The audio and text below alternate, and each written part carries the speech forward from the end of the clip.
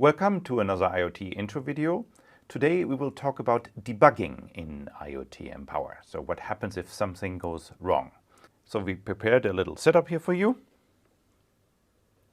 And there you see that we have a kind of complicated sensor connected here, up here to the Wemos D1 Mini.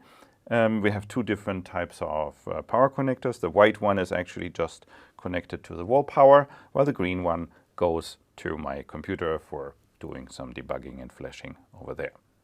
So on this device, so this is the gesture sensor, which can measure the color and the ambient light and small distance and gestures. And so something is wrong with it, and we want to figure out what actually doesn't work. So what's the first thing what we can actually do? Let's go to the computer. And first thing is we can just have a hard look at the code. And this is the code. This is actually on here. So this is just the gesture sensor and the color detection mode enabled. And if we compile that, we will actually see that this seems to be all okay. So there's no obvious error message why things don't work. And what doesn't work? So let's now just run an MQTT listen and see what it sends. And you see we get colors 0, 0, 0, 0, 0, which is definitely not what we should get in this well-lit environment that we have here. But there's one thing you can see already every 5 seconds comes this value. So that's the first debugging we actually do. The device is definitely alive. We can also see if we can get its IP. And you see there's an IP, and then we can also do a ping, 192.168.18.179. And you see it actually answers. So this device is definitely in our network. So nothing with the network is going wrong, but something on the device is going wrong. So let's look at the device again and do some very simple checks. So the first thing you should always do is check if all the wires are plugged in, and you see, oh, this wire is actually not plugged in correctly. So first check, is something obvious with the hardware not there? And then if you plug it in, so let's actually now see if the device discovered after plugging it in. So I will do the listening again.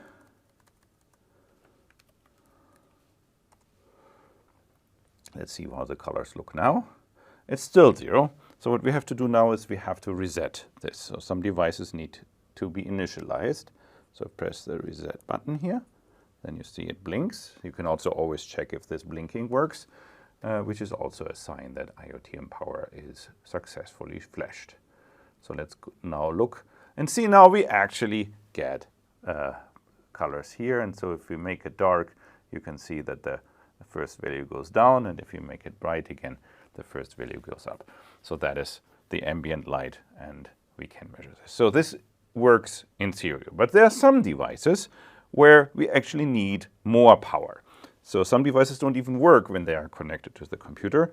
So the other thing you could actually do is you take it and put it on the one that is connected to the power. Let it boot up.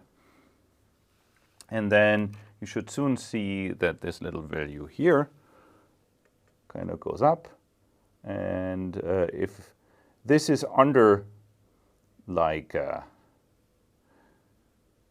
1 here, or even under 0.5, then you should be fine. If this kind of goes close to 0.5, then it's definitely something to do with power. But power was not our issue here in this case.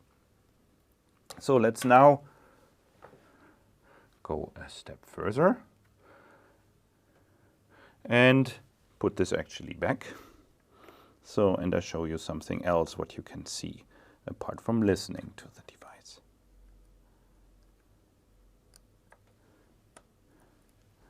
So now it's connected to the computer. Again, it's booting up. And so the easiest thing what you can do is actually see also if something is wrong, what it shows on its serial interface.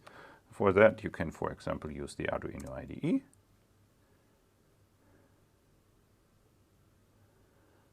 And on there, you have to select a board.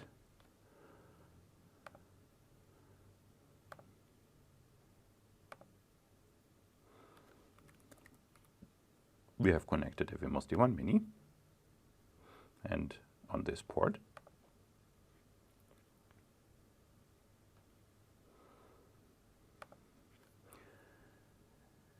we are not connected to the internet out of some reason, but this is unimportant. We can do the debugging also if we are not connected to the internet.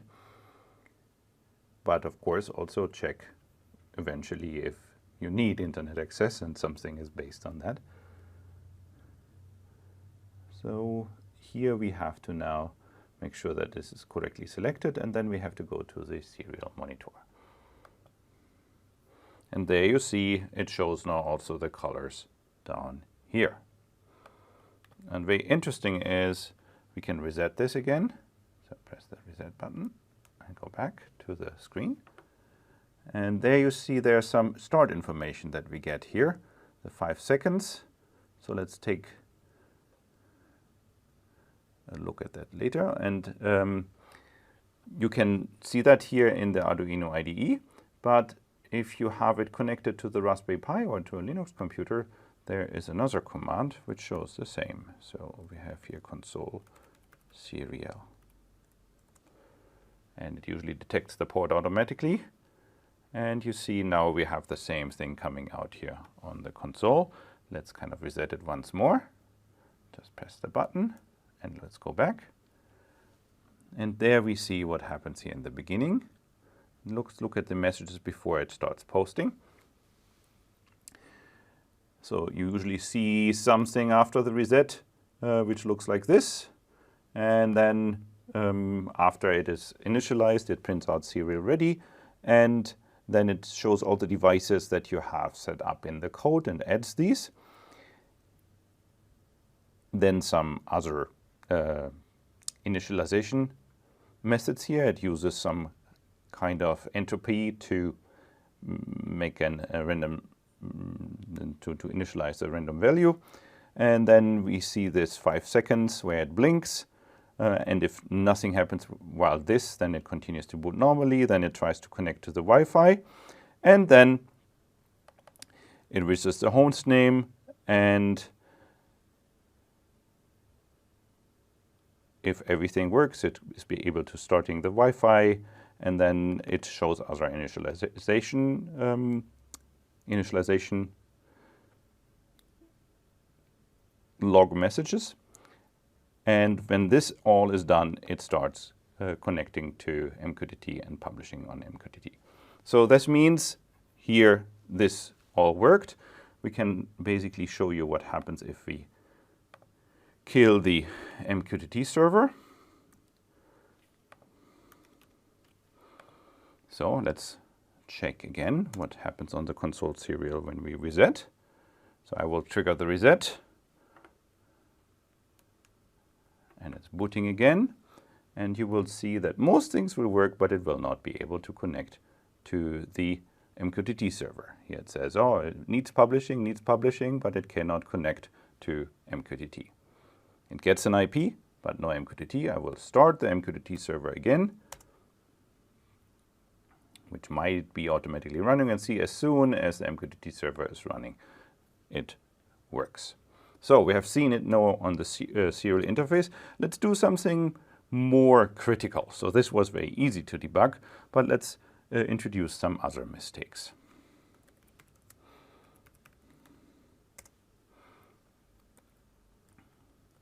So I have here a little bit of a command that deals with deep sleep, and with the deep sleep it also switches off all the time. So let's write this to the device.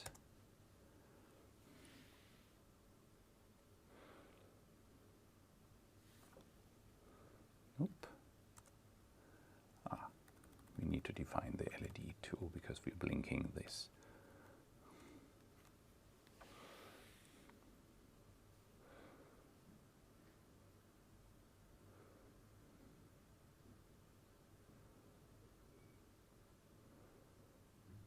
So very quickly, what does it do here? You see that it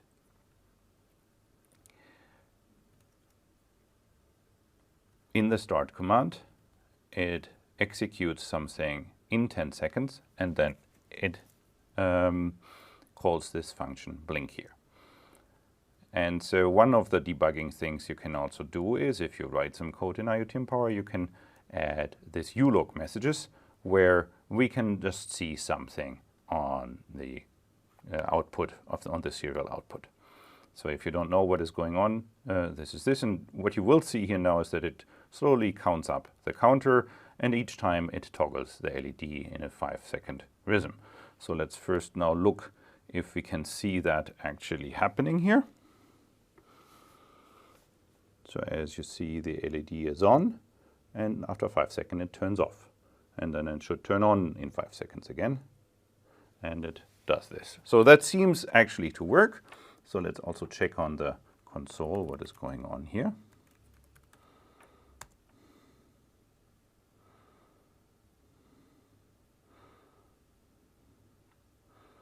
And there you see, when it turns it around, it counts here the blinking, which actually we don't show correctly.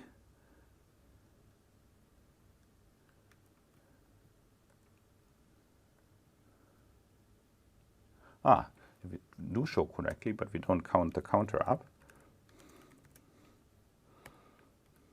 So let's deploy that, and then the log message should actually increase.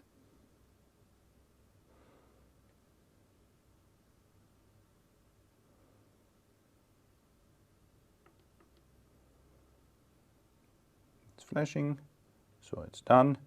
Let's start the console. And then we should see, after it is booted, that it gets its IP, and the number of the blink counter should go up slowly.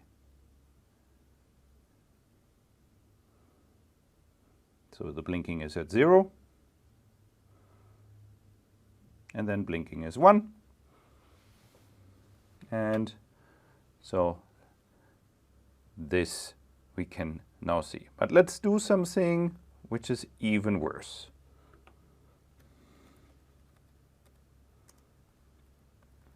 Let's now introduce a segment fault. So instead of blinking, let's assume we have some weird command here somewhere in the start that triggers our system to fail. So because this is just now writing in a segment that is not allowed to write to, and the system will crash with this command. So let's deploy that.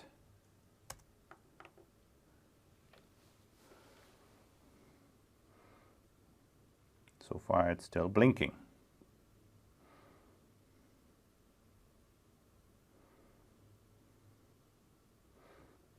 But you will now see a very funny behavior. So it will start normally. So now we can see the blinking for the 5 seconds in the beginning.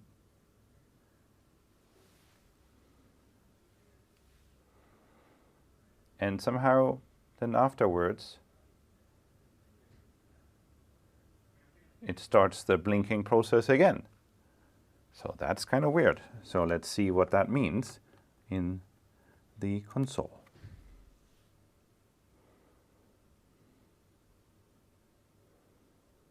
You see this kind of weird message that came here.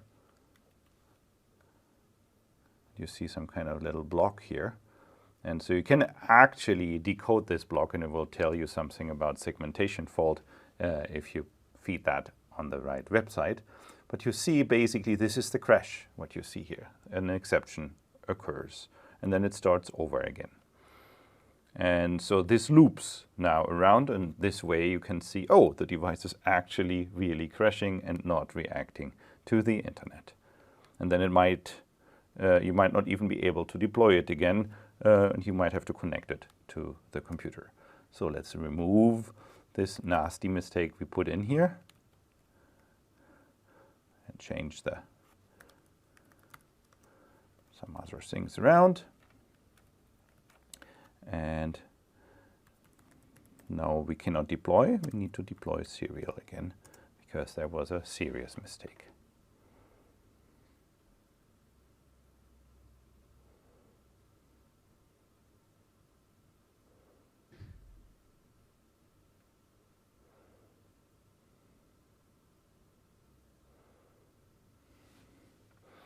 And now we should be able to see on the console again the behavior that it runs through and slowly counts up the blinking.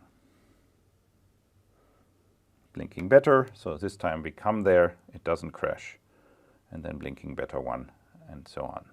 You also see how much memory is free here. This is the free memory, so if there's no memory left, we will also get a crash. But that only happens if you connect too many devices or reserve too much memory. So usually this happens when we work with LEDs, that we can run out of memory. Yeah, but now you have a couple of small things to do debugging. So the first thing is check that the cable are okay. The second thing is see if the device is alive and on the network. And the third thing is use the console, either with console serial or with the Arduino IDE console, to actually see if there's some debug messages happening. And if it's actually crashing, yeah, find really the problem that you introduced in C to remove it. This is quite tedious. You can use this ulog command to see how far things actually go before the crash occurs. But as it's such a constricted device, it's not easy to run a real debugger. So you have to go through this manual debugging process. But I hope it helps. And I think most of the problems you usually have, you will be able to find with this. Good luck hunting the bugs, and see you soon again in the IoT Empire. Ciao.